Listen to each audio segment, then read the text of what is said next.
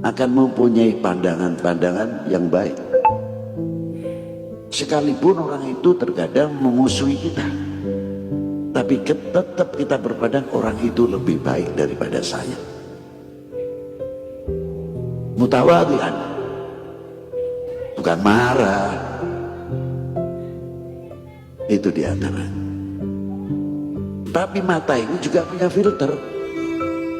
Kira-kiranya mata kita yang sudah biasa kita wudhu itu akan membuka untuk melihat aibnya orang lain atau tidak? Atau untuk membuka aibnya sendiri, apa kekurangan-kekurangan kita ini? Coba kita koreksi, introspeksi. Lalu kita bisa memanfaatkan mata. Untuk apa? Mana yang bermanfaat dan mana yang kita lihat tidak bermanfaat.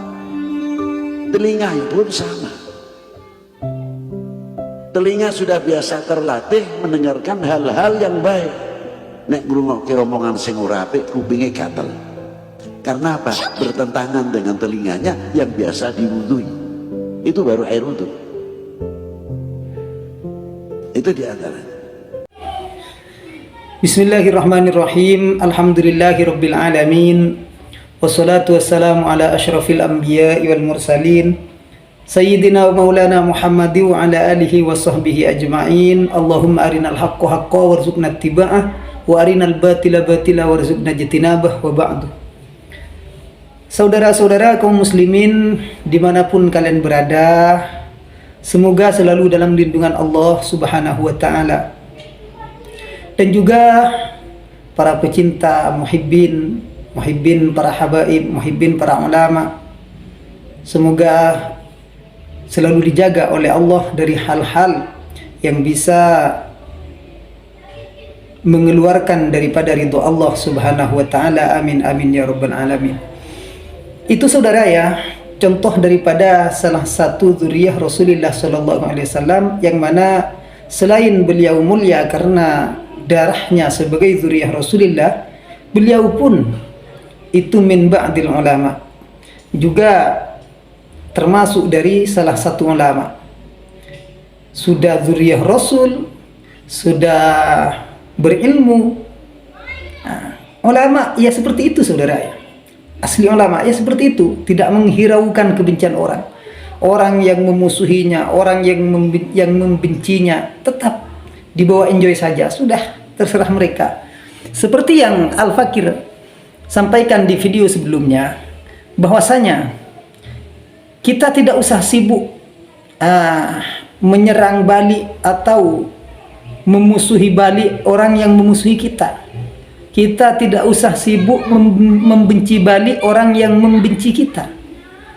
Kita cukup alaika antastagilah, kita cukup sibuk ya, menyibukkan diri bimasalihi nafsikah, dengan berbuat baik untuk diri kita sendiri, dengan kebaikan-kebaikan diri kita sendiri.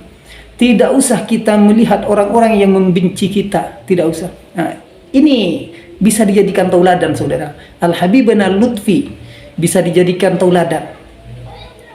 Betapa luar biasa beliau ya, difitnah sekian derasnya fitnahan terhadap beliau ya. Betapa kencangnya angin yang menerpa terhadap beliau, tapi beliau tetap bisa berdiri kokoh, bahkan tidak menghiraukannya. Bahkan beliau sibuk untuk mengayomi umat, untuk menebarkan kebaikan terhadap umat. Kalau kita punya musuh, punya orang yang membenci kita saudara, maka tidak usah kita hiraukan. Biarkan mereka itu menjelek-jelekkan kita, biarkan. Ini saudara, sebenarnya sikap kita seperti ini bukan kita kalah, bukan. Malah mereka sebenarnya yang semakin kalah. Karena dengan kita diam, dengan kita tidak menghiraukan mereka, malah kita sibuk berbuat kebaikan-kebaikan, ya. Mereka ini semakin kacau. Karena sudah jelas, dengan diamnya kita, dengan kesibukan kita terhadap kebaikan-kebaikan, maka itu sejatinya tadammanu dzalikal qahr. Sebenarnya itu sudah menyimpan terhadap serangan balik. Artinya tanpa disadari mereka ini semakin kacau. Orang yang membenci kita, orang yang memfitnah kita, orang yang tidak suka terhadap kita, ini sebenarnya mereka semakin kacau, semakin galau ketika melihat ini tidak ngaruh. Apa yang difitnahkan mereka ini tidak ngaruh, malah semakin mulia. Ini semakin kacau mereka. Jadi inilah sikap para ulama. Inilah sikap orang yang berilmu, orang yang mengamalkan ilmunya. Dan ini adalah sikap dzurriyyah Rasulullah sallallahu alaihi wasallam. Sudah jelas. Dibawa enjoy, dibawa diam saja. Diam itu emas, saudara. Diam itu emas.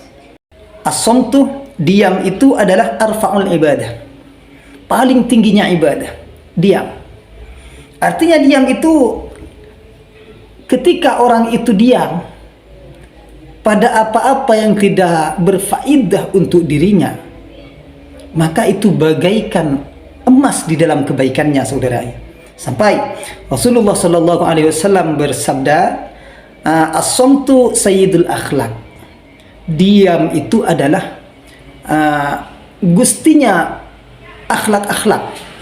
Artinya urutan akhlak paling tinggi ialah diam. Ya, itu yang dilakukan oleh Habib Lutfi, itulah yang dilakukan oleh Habib Hanif, itulah yang dilakukan oleh Habib Taufik As-Segaf, yang difitnah difitnah semacam apa oleh mereka. Terus Habib Rizik yang difitnah sebagai dengan siapa itu ya, dan seorang artis apa itu ya. Beliau diam, tidak mengusik, tidak menyerang balik, tidak melaporkan, tidak. Dibiarkan saja. Ini sayyidul akhlak. Jadi puncaknya akhlak, ia diam.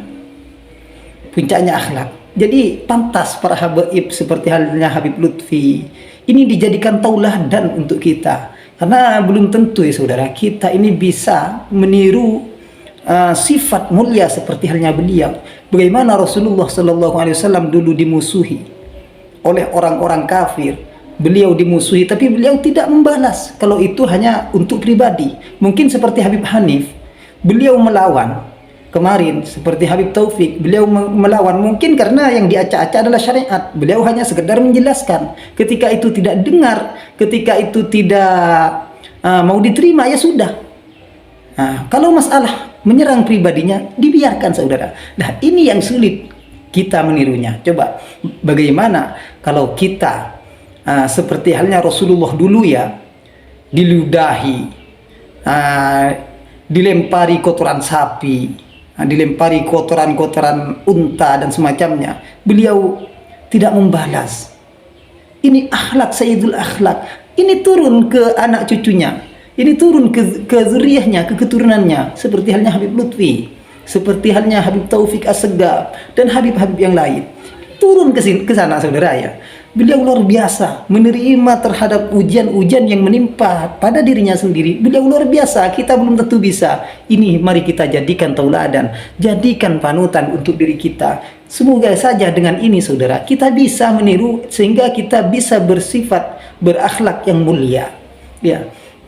Dan juga saudara, as-samtu hikamun.